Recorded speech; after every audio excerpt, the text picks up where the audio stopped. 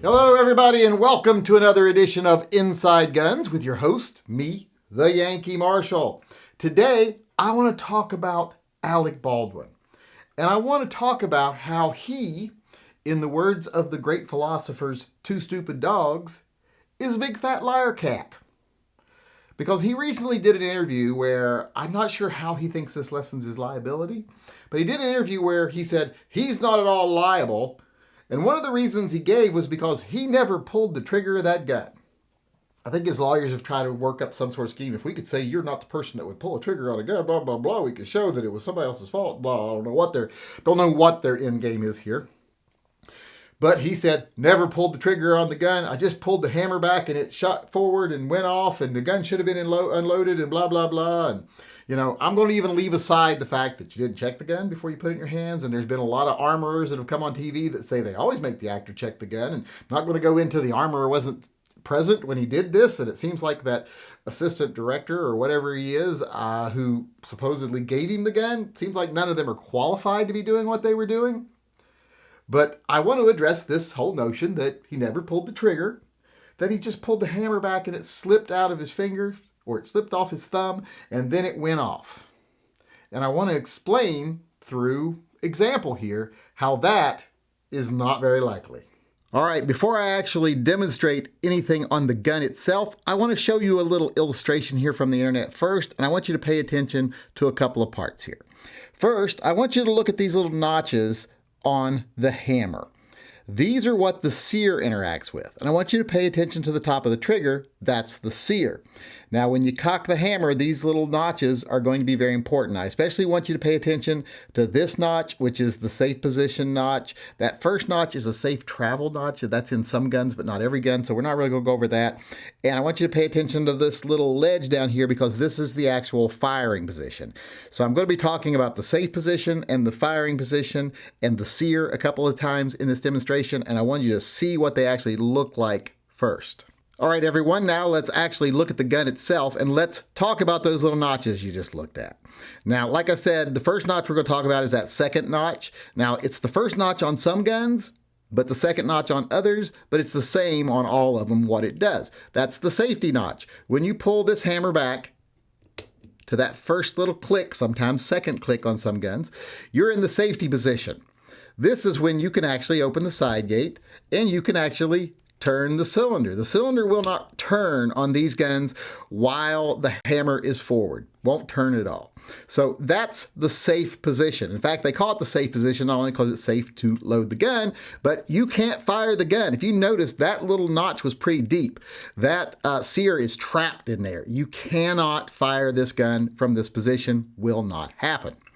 But Baldwin says he actually pulled it back further, like he was cocking the gun even back all the way, but it didn't quite catch.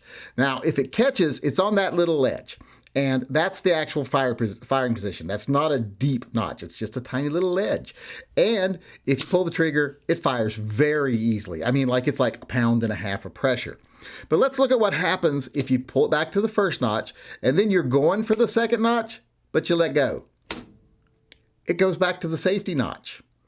That's how these guns work. It will not go all the way forward from this position. Unless the gun was severely damaged, that just isn't going to happen. It's either going to catch or it's not going to catch. Even if I pull the trigger here and release it and then let it go forward, locks into the safety position. It is not going to go forward and fire as you're thumbing it back. The only way to get it to go forward and fire while you're thumbing back is to hold the trigger back and let go of it. You can do that. That's about the only way you can do that. Any other way, it's not going to work. All right, now let's take a look at a little bit different gun. And I want to look at the Vaquero here because I saw someone who was a supposed expert on the internet explaining how single action armies can do what he said they did, what Baldwin said it did, by using a Vaquero to demonstrate. Well, I want to point out he doesn't know what he's talking about because the Vaqueros do not operate the same as traditional single-action armies.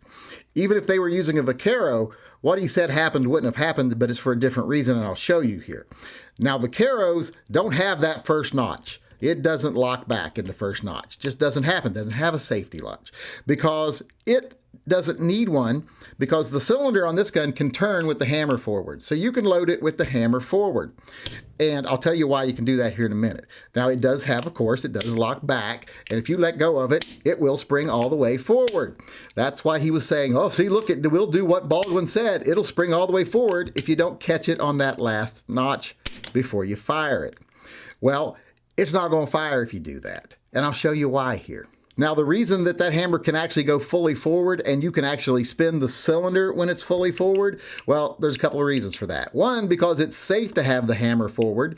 And two, because the hammer does not have a fixed firing pin on the hammer that would actually make it impossible to turn the cylinder if the gun was loaded. It has an internal hammer that's operated via, and I'll show you here once I close the gate, it is operated via a transfer bar. So even if this hammer, even if I let go of this, see the trigger's back right now and I've got the hammer off and I'm going to let it go forward just a little bit. I'm going to let off the trigger. See how that bar goes back down? That bar is the transfer bar. As the hammer goes forward, it even goes further down. So if you're going back into position and you let go, unless you're pulling the trigger backwards, the hammer bar is not going to be up. The gun is not going to fire. That hammer bar being there is a more modern design than a regular single action army like you would use in most movies. So that's where it's a little bit different. But still, even though it's different, would not fire from this position. You cannot fire it without pulling the trigger because this one has a transfer bar, like I said. All right, now that I have shown you that it is very unlikely that his story is correct, I do want to give him the benefit of the doubt, and I want to explain one way that it could happen, but I don't think it happened. And that is, if the sear was broken on the trigger top, which you would notice, the gun would not click back in any position. And you would notice that as you were cycling the trigger. But if the sear was broken, there'd be nothing keeping this from going forward. As you were pulling it back, if you let go of it, it would go all the way forward because there's no sear to catch in those notches. Now, if that sear was broken, not only would you feel it when you're cocking it, but the authorities have been in possession of the gun for quite a while now. They've had experts look at the gun. And if it was actually broken, if the sear was broken, if the notches were broken, which sometimes happens if people try to muck with them and make them lighter or different, because a lot of times the parts are case hardened. And if you wear off the case hardening in fine tuning it, they can wear away or break. So sometimes they do break if you monkey with them.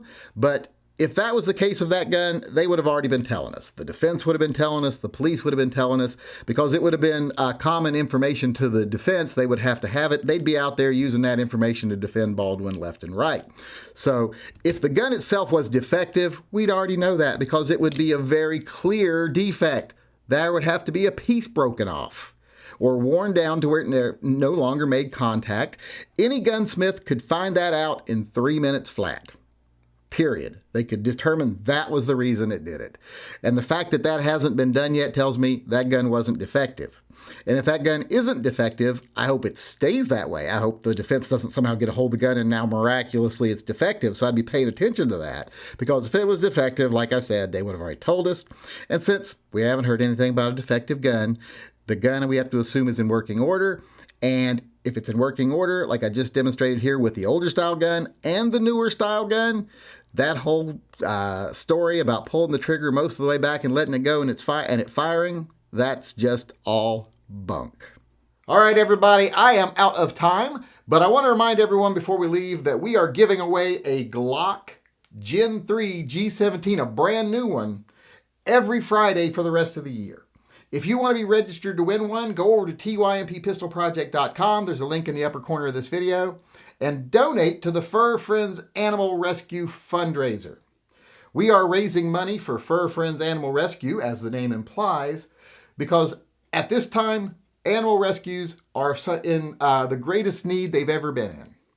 People are abandoning and neglecting pets at a record rate. All these people that got pets while they're in lockdown, just because they were being selfish, are now dumping them, neglecting them, and in some cases abusing them.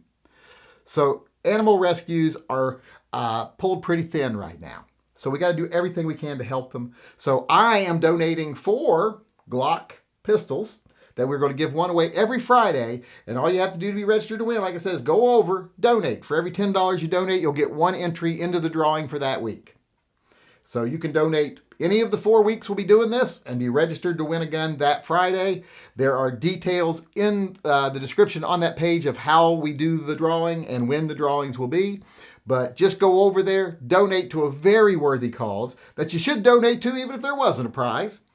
But in this case, get yourself registered to win, like I said, one of the new Glocks that will be given away every Friday between now and the end of the year. And with that being said, I am out of here. I want to tell everyone I'm glad you came today. I appreciate it. I hope you come back again tomorrow. And until then, I just want to remind everyone to always carry and stay safe until I see you again.